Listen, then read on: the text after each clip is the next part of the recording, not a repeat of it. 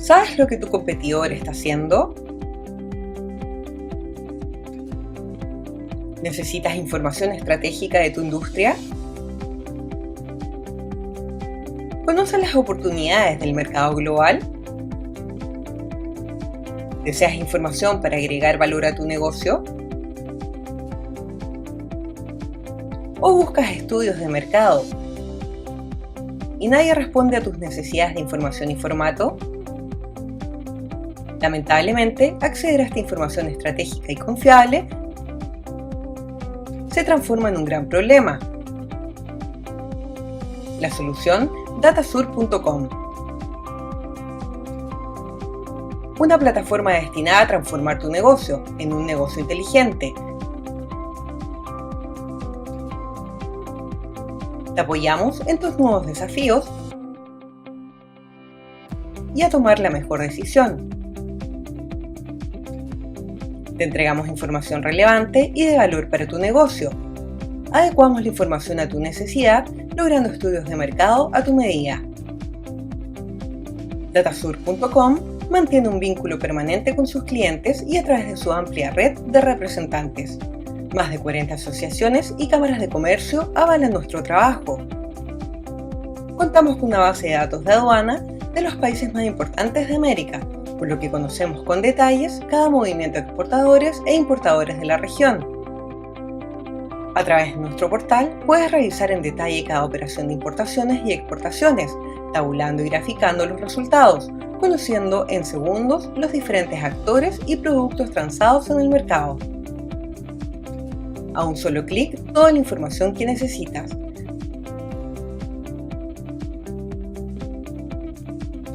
Datasur.com, la inteligencia de tu negocio. Invitación y por la presentación.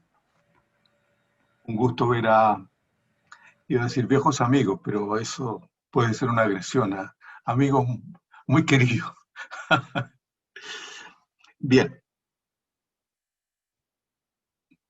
Los datos de exportación de América Latina ya venían mal el año 2019, reflejando el impacto de la guerra comercial entre Estados Unidos y China y las repercusiones que esto generaba. De esta forma, el año 2019, las exportaciones de la región cayeron 2,4%.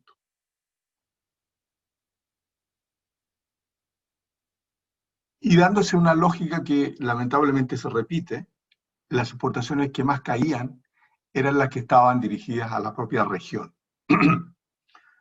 Las exportaciones de Estados Unidos crecieron solo un 1%, las de China, orientadas a China, cayeron 2%, a la Unión Europea cayeron 7% y a la región cayeron 11%. Viene el nefasto bicho COVID, que empieza a golpearnos en marzo, y eso reflejaba una caída de las exportaciones totales de la región cerca del 4%, pero el shock fundamental es en el segundo trimestre, donde las exportaciones de la región caen 27%. Hay una leve recuperación, el shock comercial empieza a ser menor a lo esperado inicialmente. Recordemos que por ahí por abril, la OMC saca una publicación donde estima que la caída del comercio mundial puede moverse entre un menos 33 y un menos 18%, dependiendo de la intensidad de la pandemia.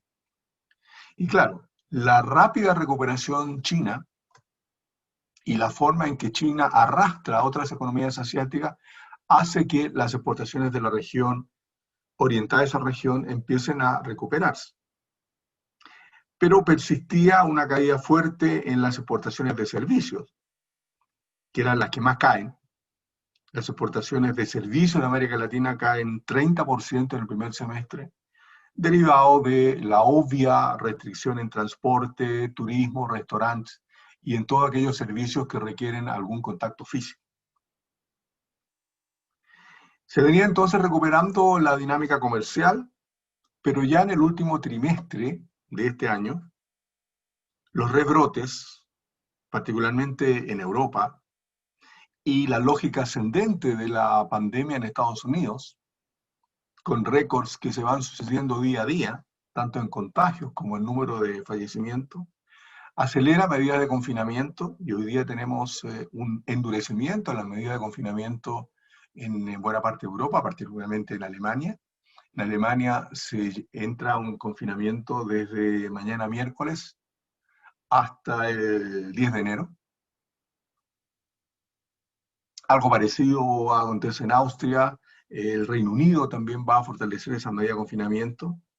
Y lo más probable entonces es que, en mi opinión, el último trimestre muestre una contracción económica, tanto en la Unión Europea como en Estados Unidos. De hecho, JP Morgan ya proyecta una caída en el PIB de Estados Unidos para el primer trimestre de 1%.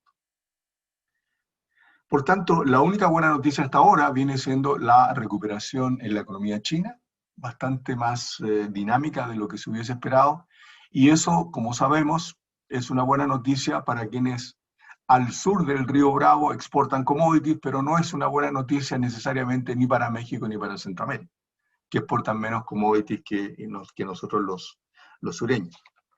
¿Qué se espera para la dinámica exportadora y de importaciones de este año? Los datos que he consultado, actualizados, esperan una caída en las exportaciones de la región totales de 14% y una caída en las importaciones de 22%. Ahora, esto también es diferenciado, porque las exportaciones a Estados Unidos y Europa caerían casi similar al promedio, 15%. Las exportaciones a China aumentarían en el margen, 2%. Y las exportaciones intrarregionales caerían 27%. O sea, el título de este encuentro no puede ser más oportuno. Una crisis sanitaria que deriva en una crisis económica de la magnitud que conocemos, pone de relieve la debilidad del comercio interregional y, por lo tanto, de los vínculos entre empresas en la propia región. El comercio intrarregional, como porcentaje del total, es apenas 16%, y eso se compara contra un 40% en Asia y contra un 60% en la Unión Europea. Y ese promedio de 16% es inflado, digámoslo así, porque en Centroamérica hay un elevado comercio interregional. Pero en el sur, en América del Sur, este dato es inferior al 12-11%. Entonces, los contactos entre nuestras empresas de expo e impo son bastante marginales en el sur de nuestro continente. Y si uno va más adentro con el bisturí y examina ese comercio interregional y dice, bueno, dentro de este limitado comercio interregional, ¿qué porcentaje es comercio intraindustrial? Es decir, de partes, componentes y piezas, lo que permite la gestación de cadenas de valor. Ahí encuentra que eso es aún más marginal. Por tanto, raya para la suma, alrededor de 1% del comercio de la región es intraindustrial, intrarregional. Ese es el comercio que tiene sentido respecto de la formación de cadenas de valor, formación de clúster o importantes asociaciones empresariales. Por lo tanto, la agenda que se abre a partir de ahora es bastante contundente en términos de los desafíos. Y yo diría, el primer desafío tiene que ver con que las agrupaciones de exportadores sean capaces de diseñar una agenda de inserción internacional actualizada, y cuando digo actualizada tiene que ver tanto con los desafíos que plantea la pandemia, como con los desafíos que plantea la dinámica tecnológica que se ha visto reimpulsada por las exigencias de la propia pandemia. Y por tanto, estamos hablando de una modalidad de crecimiento que necesariamente va a tener que tener un componente digital mayor, un componente verde mayor, un componente de sostenibilidad, y un componente también de inclusión mayor. Y desde ese punto de vista, yo sigo creyendo que la apuesta a la gestación de cadenas de valor, cadenas subregionales, y ojalá luego pasen a ser regionales, es parte del desafío, y diré algo más adelante. Pero esto es parte de una tarea mucho más amplia, que incluye fortalecer las agencias de promoción de exportaciones. Tiene muy poco sentido estratégico, muy poca inteligencia, digámoslo así directamente, que los gobiernos en esta coyuntura reduzcan fondos para las agencias de promoción de exportaciones. Esto es como prestarle el paraguas a la gente en verano y sacárselo en invierno. Justamente cuando más se requiere ese impulso es cuando debería haber un impulso adicional para fortalecer este trabajo, y en particular el trabajo de familiaridad de las pymes con los dispositivos de comercio exterior, con los espacios que otorgan los acuerdos de libre comercio y con el acceso a tecnología y financiamiento adecuado. Lo mismo en materia de agencias de atracción de inversión extranjera directa. Y desde ese punto de vista, de nuevo, aprovechando la oportunidad de que aquí hay representantes de cámaras de varios países, sería importante que la pandemia nos dejara el legado, al menos uno positivo, de agencias privadas o públicas que trabajan en conjunto para atraer inversión, para generar proyectos conjuntos o para generar iniciativas de promoción de exportación conjunta. Por cierto, esto se suma a lo relativamente obvio y conocido, que es la tarea de facilitación comercial, modernización aduanera, digitalización del comercio cada vez más necesaria, y el impulso a la diversificación de servicios. Ayer justamente participé en un webinar al estilo de este, un seminario online al estilo de este, con Sergio Abreu, en el Foro Permanente de Política Exterior al que pertenezco aquí en Chile. Y una de las discusiones que veíamos con Sergio es cómo la LADI puede transformarse en un espacio para la difusión de buenas experiencias y también para la concreción de alianzas. Detectábamos en esa reunión con bastante pesar que tenemos una gran ausencia de liderazgos políticos que sean capaces de promover estos procesos de integración regional, de coordinación.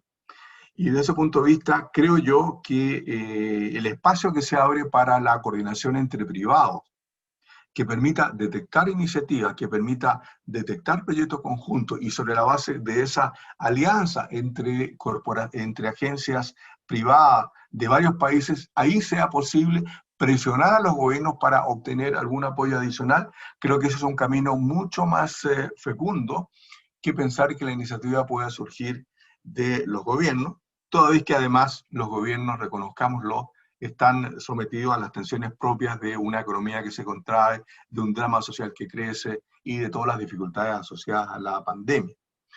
Pero desde ese punto de vista, la posibilidad de gestar esas cadenas de valor parte fundamentalmente ahora por la posibilidad de que los exportadores actuales o potenciales puedan sentarse a dialogar, detectar posibilidades de nichos competitivos, y sobre esa base, luego que exista esa detección, dialogar con los gobiernos de manera que se pueda focalizar la política pública. Me explico. Cuando estoy hablando de estos clústeres, estoy hablando de política industrial de nuevo tipo, política industrial del siglo XXI e incluso post-pandemia. ¿Qué quiero decir con esto? Es una política industrial que no significa desarrollo meramente de la industria, sino establecer una transición en todos los sectores productivos, sean extractivos, sean manufactureros, sean de servicio, hacia actividades con mayor conocimiento, con mayor innovación. Y desde ese punto de vista, la tarea es cómo detectar espacios de convergencia. No estoy hablando de repetir la experiencia de los 60 en que los países decían voy a competir en el sector textil, todo el sector. No, se trata de detectar actividades, tareas bien específicas donde converjan 2, 3 países. Y a partir de ahí, ir a los gobiernos y decir, necesitamos para la complementariedad de estas actividades en 2, 3 países, necesitamos tanto en infraestructura. Y eso específicamente significa tal camino, tal puerto, tal aeropuerto, necesitamos redes 5G en tal o cual circunstancia, necesitamos certificación de calidad, necesitamos un programa de capacitación adecuado a esa actividad y que los tres países o los dos países que se suman lo puedan impulsar en conjunto. Y sobre esa base, ir gestando pequeños logros que permitan que esta idea de asociatividad empresarial plurinacional sea capaz de establecer espacios de optimismo para que los gobiernos luego puedan irse sumando.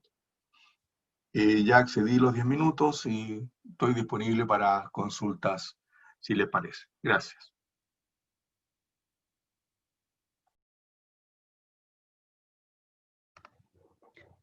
Mary, está muteado. Perdón. Hugo, ¿nos compartes tus ideas, por favor? Muy bien. Muchas gracias por la invitación y también por la presentación, como dijo Osvaldo. La verdad es que desde hace mucho tiempo he estado haciendo un seguimiento de lo que está ocurriendo. Creo que Osvaldo ha hecho un excelente resumen de lo que hay. Y yo me estoy preguntando cómo seguimos. Claramente ya no es suficiente lo que se estaba haciendo. Durante los 90 hacia adelante, por lo menos en el caso de Chile, suscribimos los acuerdos comerciales. Los acuerdos comerciales, no cabe ninguna duda que han sido muy, muy importantes en el crecimiento del comercio exterior de Chile y de todos los países. Pero claramente hoy día mi gran crítica es que tenemos un gran mercado que es el mundo, pero no tenemos productos. Porque si le sacamos los commodities, sacamos el cobre, sacamos la celulosa, sacamos algunos rubros, quedamos en una triste realidad que más o menos 500 productos representan el 96% de nuestras exportaciones, y si lo hablamos de empresas, más o menos lo mismo, o sea, poco exportan mucho, mucho exportan poco, digamos. Y por lo tanto acá viene un tema importantísimo que tiene que ver con, primero, la crisis que vivimos en octubre, que ahí yo creo que parte nuestro problema, y después se acentúan con la pandemia, que parte en marzo, y uno hace un recorrido de lo que ha sido, por lo menos yo lo enfoco en Chile, y yo creo que lo que yo enfoco en Chile lo podemos enfocar en los otros países que también quizás están participando de este webinar. Y la verdad es que sí, durante un periodo se cerraron los mercados, hubieron problemas logísticos, hubo quiebres de insumos, falta de recursos humanos, pero eso hoy día se recupera. La pregunta que queda en el fondo por resolver es cómo, frente a esta nueva realidad, justamente miramos a la región de una forma distinta. Yo, cuando participé en las negociaciones de la Alianza del Pacífico, la conclusión es justamente la que dio a conocer Osvaldo. O sea, nuestro comercio de la intraalianza es muy pequeño, un 2,5%, porque todo el resto del comercio va hacia terceros mercados. Lo cual, obviamente, a mí de alguna forma me preocupó, porque cuando uno mira los datos, uno se da cuenta que las manufacturas se exportan a los países de la alianza mayoritariamente. El mundo PYME exporta también mayoritariamente a los países de la alianza. En Asia, lo que ha ocurrido con las carnes, con la fruta, con la agroindustria, ha sido tremendamente importante para nuestro país. Nuestro país, que claramente tiene yo creo que no puede no ser plataforma de negocio. No puede no serlo. Tenemos 29 acuerdos con 65 países, y eso debiera significar algo que yo creo que no hemos sabido construir adecuadamente. Insisto, tenemos los mercados, no tenemos todavía los productos. Yo he estado trabajando ya hace un año y medio con las provincias de Argentina, que me han pedido ayuda para ver cómo efectivamente hacemos una alianza estratégica para que productos y empresas argentinas desarrollen productos en Chile finales, pensando en Asia, por ejemplo, pensando en Estados Unidos, porque no tiene un acuerdo amplio Argentina con Estados Unidos. Y hemos descubierto un mundo de oportunidades, pero que no tenemos un interlocutor para validar esas posibilidades para que realmente se desarrollen. Todavía como que ProChile no asume que una empresa argentina que se instale en Chile y empieza a exportar desde Chile productos, va a ser una empresa chilena. Claro, con capitales argentinos solamente, o capitales argentinos y chilenos, pero que va a salir a terceros mercados exportando productos chilenos. Productos de mayor valor agregado, me he dado cuenta en todos son maquinarias y equipos. Por lo tanto, a Chile le viene pero muy bien ese tipo de inversiones. Pero aquí yo no veo a InvestChile trabajando en esta materia, o no veo a ProChile, y de hecho es más, Osvaldo lo mencionó, ProChile complicado porque el presupuesto se le acortó terriblemente, y seguramente igual que a Corfo, igual que INDAP, igual que a Cercotex.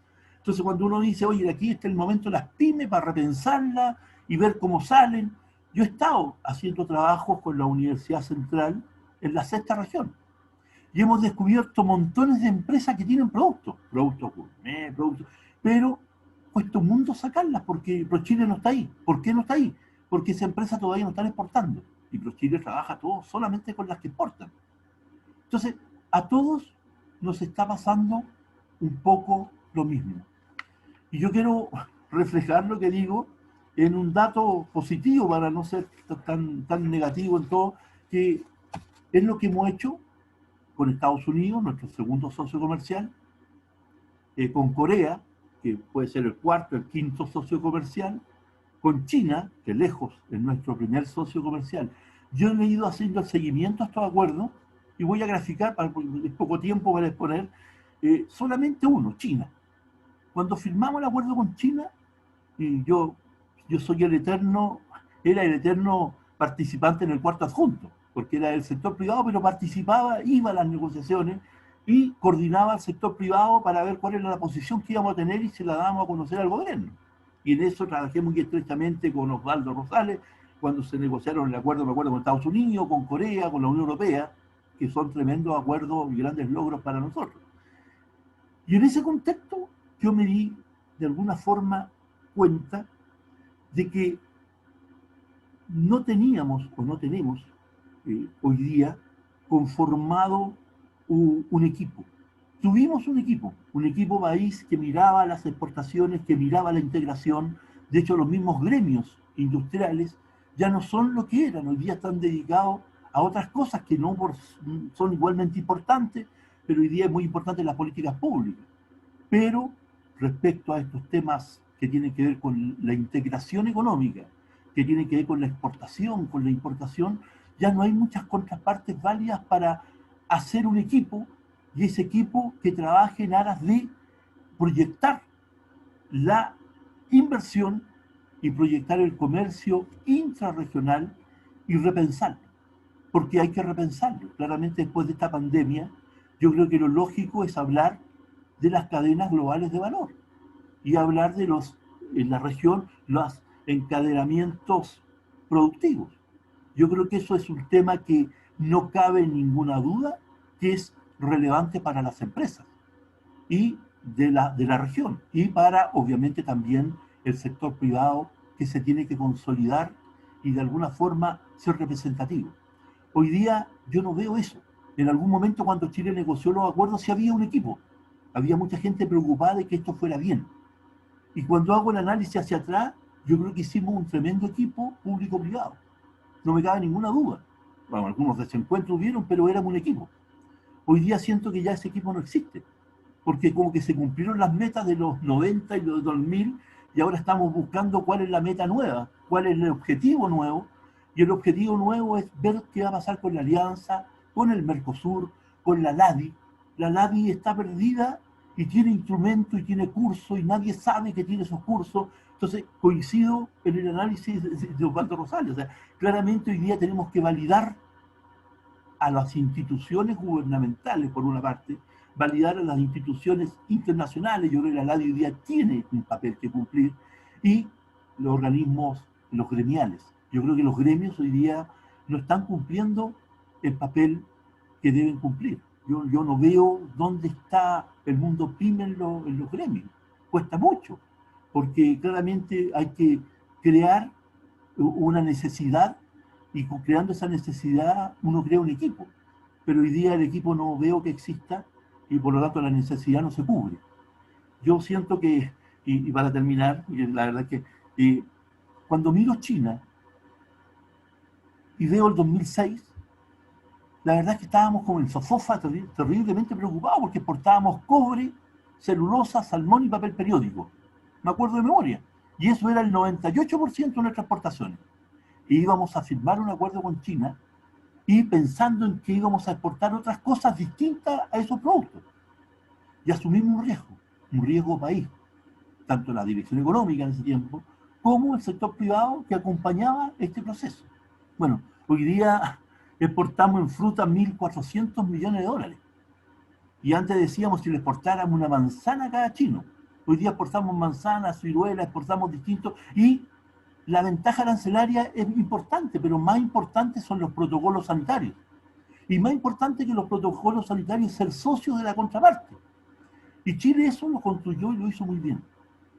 Cuando decimos hoy Chile exporta 240 millones en vinos a China, o exporta en carnes 300 y tantos millones a China, y otro poco a Corea y otro poco a Japón, la verdad es que la tarea en ese momento de construir un equipo y trabajar en los mercados se hizo muy bien.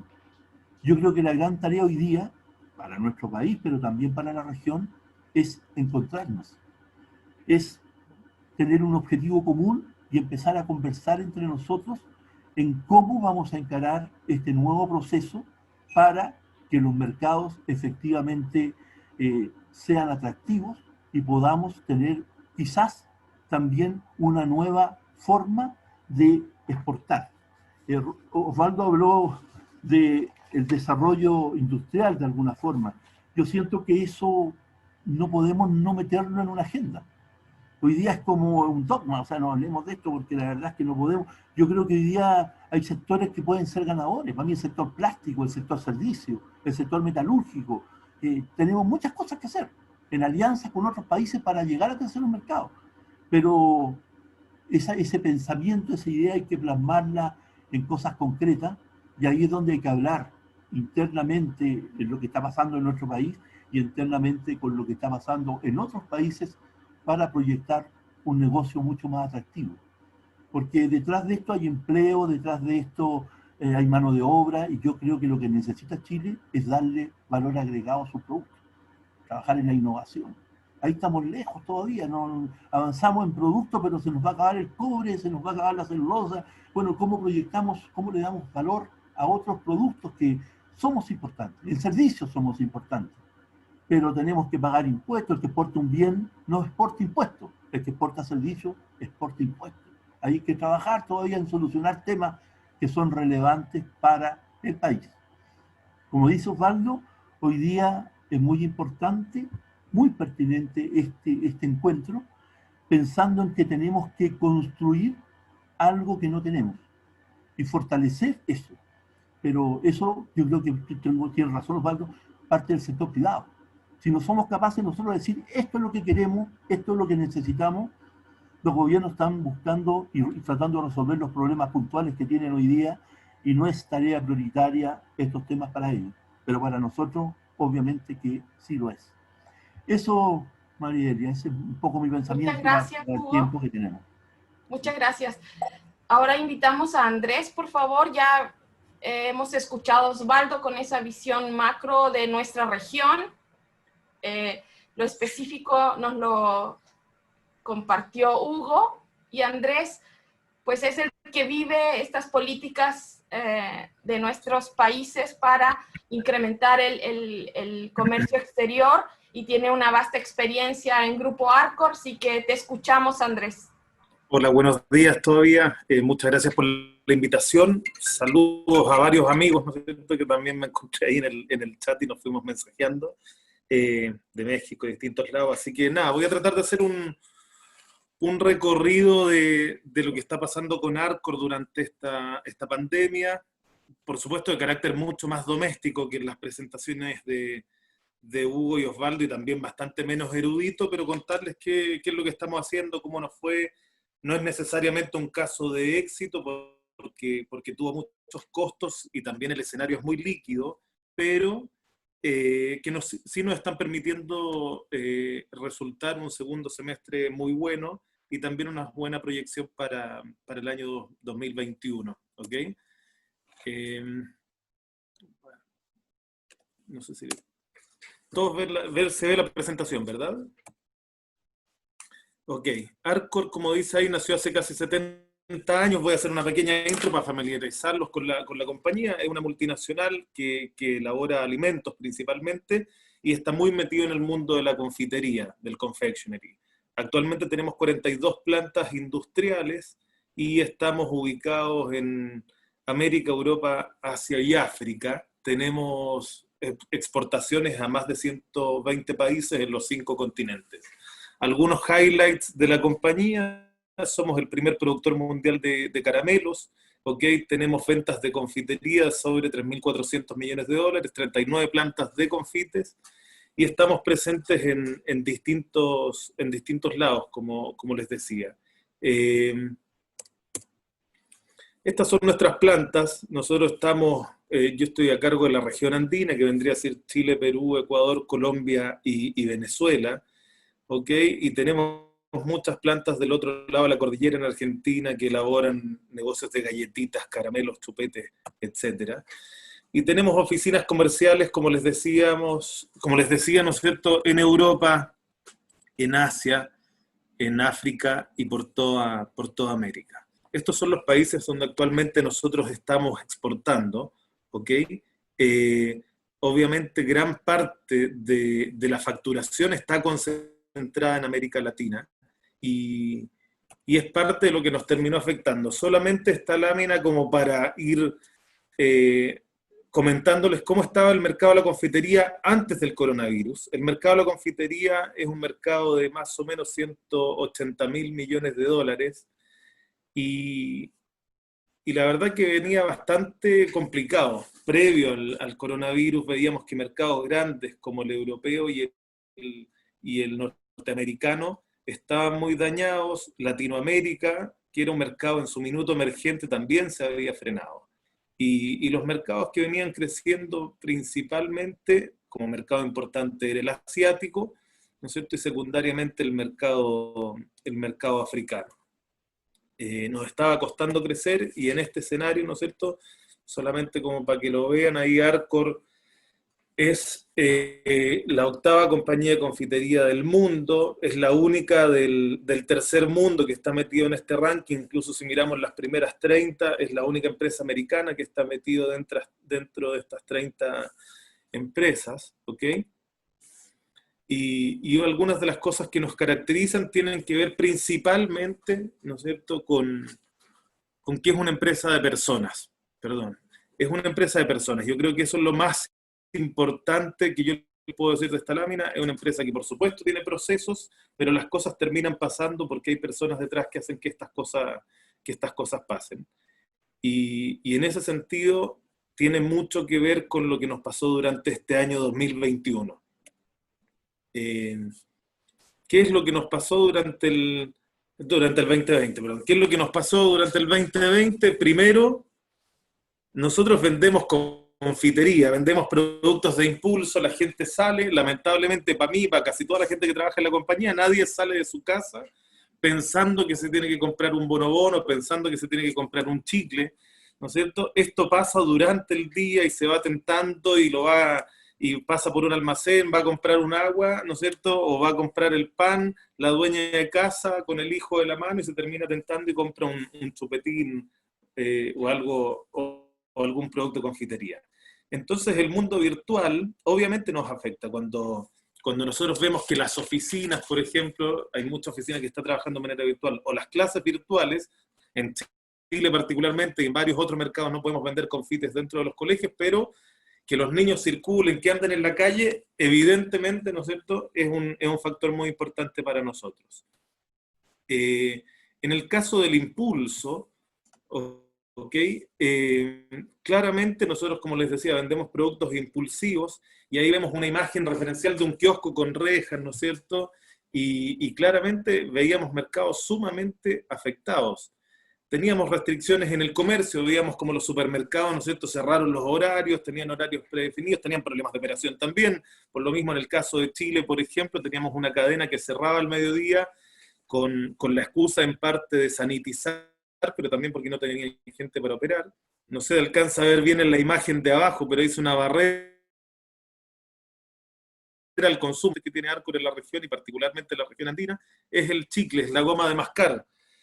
Comer chicle con goma de mascar es muy complejo, ¿verdad? Y hay gente que incluso dice que se ahoga cuando son chicles mentolados, y por lo tanto ese mercado particularmente estuvo tremendamente afectado. Además tuvimos problemas en la operación. Por ejemplo, ahí tuvimos una planta de galletas donde tuvimos algunos contagios y por sobre todo cuarentenas preventivas. Y una de las características importantes de Arcor es que tenemos una fuerte presencia en el mercado tradicional. Nosotros atendemos los almacenes, los kioscos, las bodegas de barrio, dependiendo de los chiringuitos, dependiendo del país donde estemos, ¿no es cierto?, cómo le llamamos, y esos almacenes de barrio los atiende un vendedor. Ese vendedor también tenía temores, obviamente, de salir a atender esos puntos de venta, y nos vimos afectados. En la región nosotros atendemos casi 2 millones de puntos de venta en Latinoamérica, y en algún minuto, primero tuvimos el 15% de los puntos de venta cerrados, y segundo, nosotros por problemas de operación dejamos de atender casi el 20%. Y por último, nuestro principal mercado de comercialización y de exportaciones era el mercado latinoamericano, ¿sí? Y en eso coincide el Fondo Monetario Internacional, el Banco Mundial, y lo sabe bien Osvaldo, ¿no es cierto?, y la CEPAL también, que Latinoamérica es el territorio más afectado en lo económico y social por la pandemia del coronavirus. Y eso nos hace reinventarnos, empezar a analizar qué es lo que hacíamos con los negocios. En resumen, ¿qué es lo que hicimos? Desarrollamos Mundo Virtual. Como no somos expertos en eso, nos fuimos a buscar partner. Hoy, por ejemplo, tenemos un acuerdo con Pedidos Ya en la región, donde utiliza las bodegas de nuestros distribuidores en los distintos países para abastecer los pedidos domésticos. Tenemos aplicaciones de atención a los puntos de venta minoristas, cosa que en las zonas donde tenemos cuarentenas o restricciones de movilidad los podamos atender de buena manera también. Desarrollamos el mercado al impulso, vemos ahí como tenemos esas barreras sanitarias, esas micas sanitarias, fuimos los primeros que fuimos a entregar este tipo de herramientas en Latinoamérica, particularmente en Chile y en Perú, ¿no es cierto? Las restricciones al comercio, tratamos de apoyar todo lo que tenía que ver con la compra de checkout o la compra de último minuto, en el menor tiempo que estaban los consumidores en el punto de venta del canal moderno. Empezamos a abrir nuevos segmentos, nos dimos cuenta que estas caricaturas de la familia en la casa compartiendo más tiempo era real, y eso significó que desarrollamos una presentación, no se alcanza a ver en la imagen, pero son presentaciones familiares donde una familia se sienta en un sillón a ver una película y comienza a consumir, por ejemplo, estos chocolatitos de colores. En la operación tuvimos enormes cambios en la atención de supermercadismo, por ejemplo, y también en el canal tradicional, sanitizábamos puntos de venta tradicionales para poder hacerlo. Y por último, donde está la imagen de la bandera Tailandia, nosotros teníamos antes Latinoamérica, había puesto yo como un mercado muy afectado, salimos a buscar nuevos destinos. Y en eso voy a profundizar un poquitito. Nosotros vendíamos mucho chicle en la región, mucho chicle en Bolivia, por ejemplo, mucho chicle en México, en Centroamérica, en Perú. Y fuimos a buscar oportunidades de negocio a mercados que estaban menos afectados. Tailandia es uno de los países que en el mundo mejor ha manejado la pandemia del coronavirus, ¿no es cierto?, y menos impacto ha tenido en su economía y el desplazamiento de la gente sobre todo, y desarrollamos un bonobón particular para Tailandia, bonobón que creo que casi todos lo conocen, es un producto que todos lo conocemos como un producto amarillo, ¿verdad? Y desarrollamos este producto en conjunto con la alianza de 7-Eleven en Tailandia. Tuvimos que hacer algunos cambios de formulación y de gramaje para anclarnos en una moneda cerrada. No sé si muchos hablan tailandés, pero ahí básicamente dice que son 5 baht, ¿no es cierto?, que es básicamente son 20 centavos de dólar, más o menos, ¿no es cierto? Entonces calzamos en una moneda redonda que nos da el flujo y la demanda que pretendíamos, y la verdad que ha sido un proyecto tremendamente exitoso para nosotros. Hoy estamos exportando casi 8 contenedores por mes de bonobón a Tailandia, y estamos muy contentos porque sirvió también para contrarrestar los efectos de las pérdidas de otros negocios. quise poner esta lámina para un poco lo que comentaba Hugo, buscar estas cadenas de valor regionales. Un bonobón, sus principales insumos es la leche, el azúcar, la harina, el cacao y el flexible. La leche actualmente nosotros la compramos localmente, traemos de muchos lados, pero principalmente traemos también de Uruguay o de Nueva Zelanda. El azúcar también traemos de distintos lugares, pero principalmente de Brasil y de Colombia. El cacao de Brasil, de Colombia, de Ecuador. La harina, como todos sabemos, si bien se puede comprar localmente, particularmente para el negocio de la confitería, está muy influenciado con el precio de la harina en Norteamérica.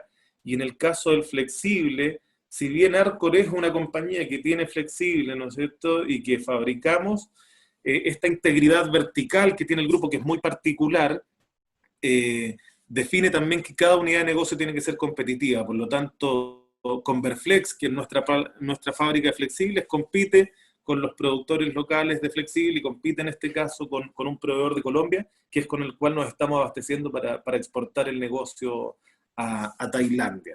En ese sentido, hoy estamos importando de distintos lugares para poder responder a este negocio. Nos tuvimos que adaptar rápidamente y en general ha sido una muy buena experiencia. Nosotros, en resumen, creemos que los mercados se están recuperando. Creemos, al contrario de lo que dice Nielsen u otras empresas consultoras, que el mercado tradicional está saliendo muy fortalecido de esta pandemia. Nosotros lo vemos, como les decía, atendemos 2 millones de puntos de venta en la región y en el segundo semestre hemos tenido crecimientos muy importantes en el canal tradicional y hoy nuestro foco está ahí, particularmente en los puntos de venta donde llegamos directo.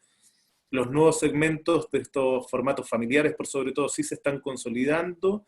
Vamos a mantener nuestras alianzas de comercio electrónico para poder ir aprendiendo y desarrollando un mercado que para nosotros era ajeno y que hoy, por ejemplo, en el supermercadismo representa el 15% de nuestra facturación, y nos abrió una puerta tremenda para atrevernos a ir a nuevos mercados. Les puse el ejemplo de Tailandia, pero estamos abriendo negocios también en todos los BIT, en todas las licitaciones de supermercadismo en Estados Unidos, y también en supermercados de China. Hoy estamos operando en licitaciones de gran envergadura para negocios incluso más comoditizados dentro del mundo de la confitería, como serían los ositos de goma, ¿no es cierto?, o las tabletas de chocolate puro, y nos abrió una oportunidad y nos abrió los ojos a esta necesidad para poder ir a desarrollar estos nuevos negocios.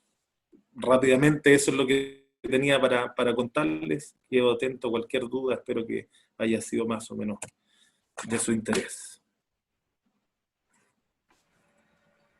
Muchas gracias, Andrés. Muy interesante lo que nos compartes. ¿Cuánto fue el impacto que tuvieron ustedes en sus ventas cuando inició la pandemia?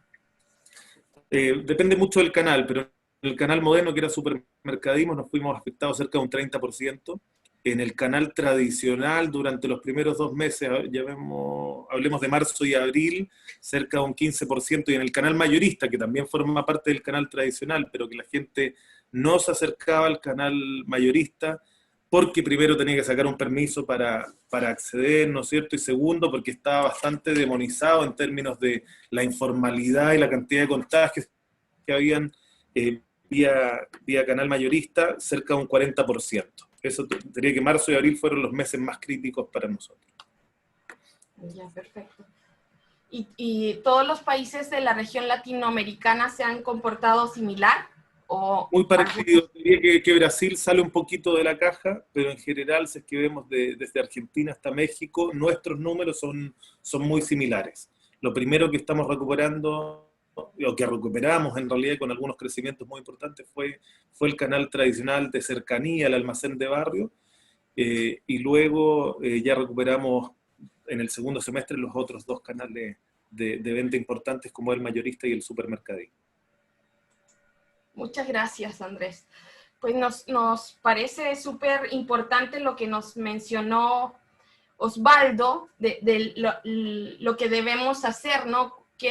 ¿Cuáles son los desafíos que él presenta para nuestra región?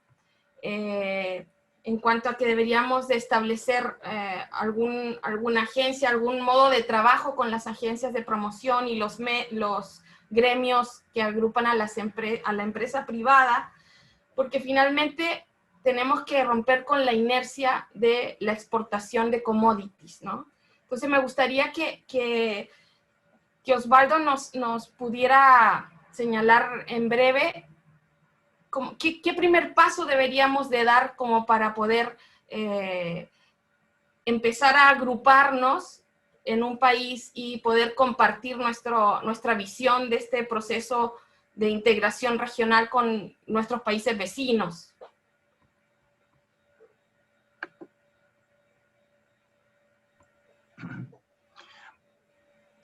Yo diría que hay dos ámbitos, uno comillas fácil y uno más complejo.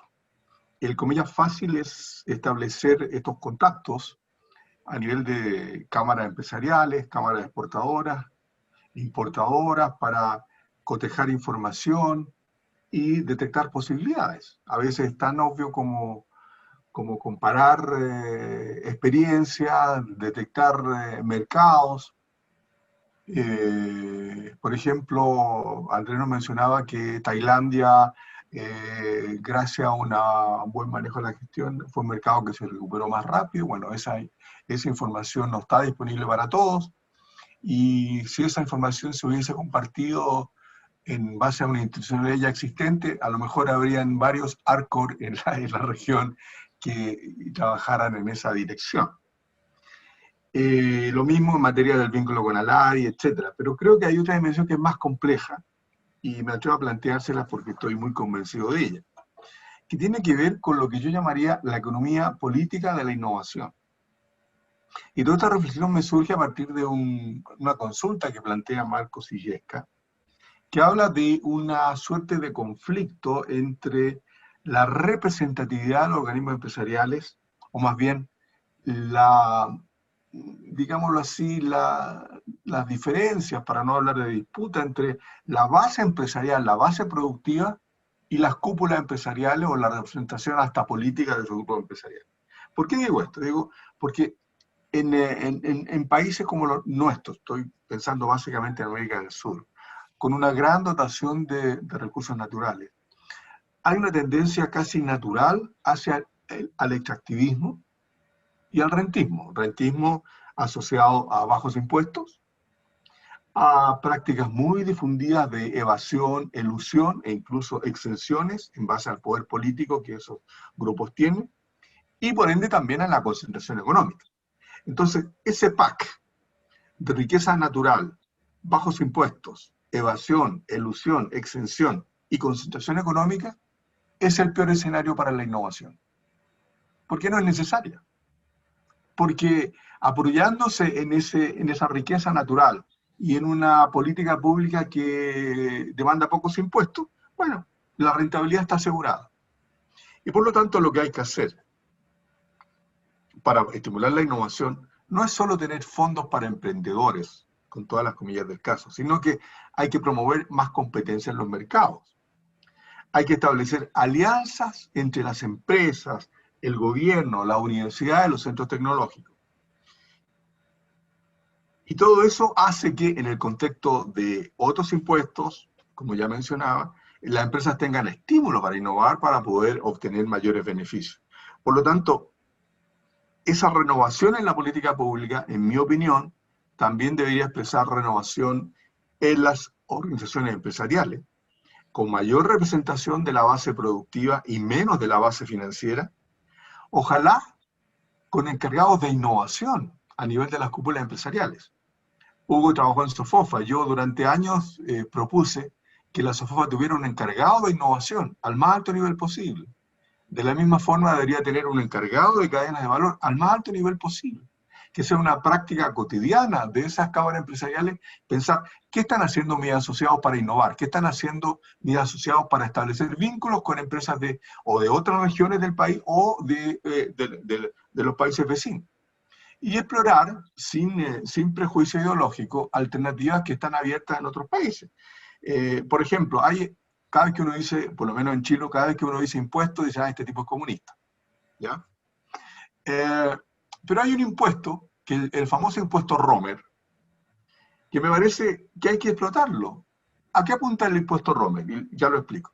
El impuesto Romer en el fondo dice, mire, hay un tema económico asociado a la innovación, que el que innova no necesariamente se va a apropiar de los beneficios de esa innovación. Por lo tanto, no se apropia de la externalidad completa. Bueno, ¿cómo se resuelve? Dice, no, mire, que todas las empresas exportadoras, o las empresas en general, por ejemplo, tengan que tributar el 1% de sus ventas. Y ese 1% de sus ventas iría a un fondo que el gobierno lo devolvería a las empresas, lo devolvería a las organizaciones empresariales asociados a proyectos de innovación. Entonces, a usted empresa le quitan el 1%, se genera un fondo gigantesco y ese fondo está disponible para que las cámaras empresariales participen con proyectos de innovación. Ese fondo jamás se va a gestar de manera espontánea. Por lo tanto, ideas como esa creo que pueden apuntar a tener efectivamente una dinámica de innovación mucho más a la asiática que la que conocemos en nuestra región. Gracias. Muchas gracias, Osvaldo. Muy interesante esto del 1% en México. Yo viví en México muchos años y el gobierno mexicano hace muchos años creó un fondo de promoción turística con un 2% de lo que pagaban todos los consumidores en hoteles, en restaurantes, para promoción turística, y se creó el Consejo Promoción Turística y pues ha dado mucho crecimiento al turismo a partir de ese tiempo, que creo que fue como en los 80s. Entonces, es una muy buena herramienta para poder crear un fondo y yo creo que estaríamos todos de acuerdo y el sector empresarial también. Hugo, ¿tú quieres agregar algo? Porque ya estamos justo a 3 minutos de las 12. Siguiendo un poco la idea que deja Osvaldo, sí, o sea, yo siento que nada se va a crear solo. O sea, claramente esto va a tener que partir de una iniciativa concreta. Yo siempre he hecho una pregunta y mi amigo Roberto Fantuzzi siempre se enojaba, decía, ¿quién en Chile representa a las pymes? Porque con esa persona quiero hablar para crear una masa crítica real y desde ahí planificar una cosa concreta. Obviamente ASECMA representa a las pymes junto con otras instituciones que también están y que sería muy bueno que se sentaran en una mesa y que empezáramos a hablar de estos otros temas. En Sofofa, tuve 22 años en la Sofofa está en la empresa grande y hay gremios, pero esos gremios no están claramente representados. Cuando hay un consejo, un comité empresarial que va a Argentina, ahí está Cencosur, está Falabella, están otro tipo de empresas que no son las que tienen problemas habituales del flujo de exportación, sino que tienen temas de tributarios, de inversión, tienen otra temática. Entonces, claramente, yo siento que esa instancia de empresas de menor tamaño o intermedio, digamos, hay que crear una instancia válida que no compita con la Sofofa, porque la Sofofa tiene su mundo y su mundo funciona bien, sino que es un mundo distinto acá, con otra realidad y con otros requerimientos. O sea, no nos vamos a topar ni nos vamos a pelear. Claramente es otra realidad, pero es una realidad efectiva y es donde está la masa crítica. Las pymes exportan poco, pero hay muchas pymes.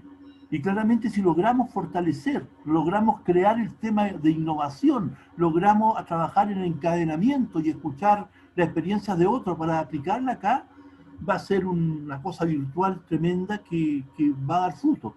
Pero eso hay que crearlo. Como dice Osvaldo, eso no está dado, esa instancia tiene que gestarse de alguna forma, y creo que muchos de los amigos que están escuchando, que son viejos amigos, como dijo Osvaldo, claramente yo creo que tienen a lo mejor un papel que desempeñar dentro de esa realidad. Solamente agregar eso. Muchas gracias, Hugo. Finalmente, Andrés, te quería preguntar, pues todos los años que llevas trabajando para Grupo Arcor, ustedes como empresa han aprovechado estos fondos que han dispuesto los gobiernos. Me imagino que en Argentina también el gobierno argentino ha dispuesto algunos fondos para potenciar el proceso exportador o diversificar productos. Si alguna vez han ustedes ocupado esos fondos? Sí, no, los fondos que hemos utilizado en realidad tienen que ver con fondos de innovación para poder desarrollar tecnológicamente algunos productos específicos para algunas regiones principalmente, y por otro lado sí nos hemos apoyado mucho en ProChile particularmente para poder ir desarrollando mercados que, sobre todo en esta última etapa, que para nosotros eran desconocidos. En ese sentido sí nos sentimos muy acompañados y la verdad que nos ayudaron mucho.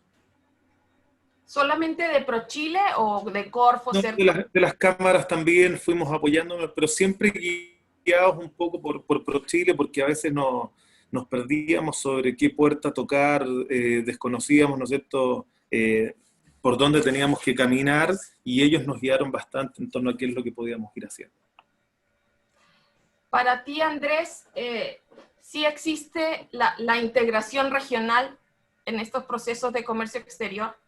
Mira, te diría que el caso de nosotros es muy particular. Nuestra presencia regional en Latinoamérica es muy fuerte, tenemos oficinas en todos los países prácticamente, desde Canadá hasta Argentina, y en ese sentido se nos facilita bastante porque tenemos localía. Te diría que lo que nos falta, y coincido un poco con lo que mencionaba Hugo y Osvaldo, es poder apoyarnos entre nosotros. La experiencia de Arcor, sin duda, ¿no es cierto?, podría enriquecer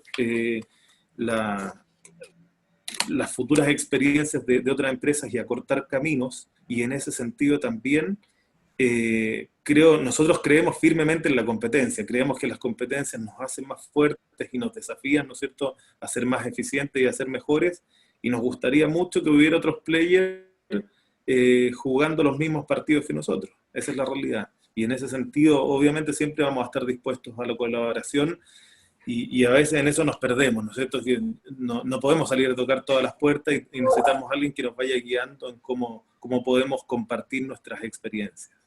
Genial, eso agarramos el guante, como decimos, porque es una de las cosas que nos interesa, compartir experiencias exitosas para poder ir mejorando, ¿no? Y nuestro siguiente ciclo de comercio exterior para el 2021, pues tiene mucho de eso, ¿no? De compartir y colaborar. Así que les agradecemos mucho a ti, Andrés, a Osvaldo y a Hugo, este maravilloso panel. Nos dejan con mucho entusiasmo y tuvimos una muy buena audiencia, así que pues quedamos muy arriba para poder iniciar el proceso para el próximo año para preparar nuestro ciclo de comercio exterior. Así que muy agradecidos, gracias por su asistencia y pues quedamos en contacto. Muchas gracias. Así es, estamos terminando así la 9ª jornada de estos martes de comercio exterior. A todos, muchas gracias. Les vamos a pedir si quieren prender las cámaras para sacar una última foto, lo podemos hacer. Muy agradecido de la exposición muy interesante de Osvaldo Rosales, Hugo Bayerlein y por supuesto también de Andrés Alcolado, quienes nos dejaron clara cuáles son las tareas y qué son los pasos que se vienen en la región respecto a esta nueva era que vamos a empezar a vivir post-COVID, es decir, post-vacuna, como dicen algunos. Así que llegando a la vacuna tendremos harto que hacer y harto que innovar. Así que les pedimos que prendan las cámaras y muchas gracias a todos, que tengan una excelente jornada.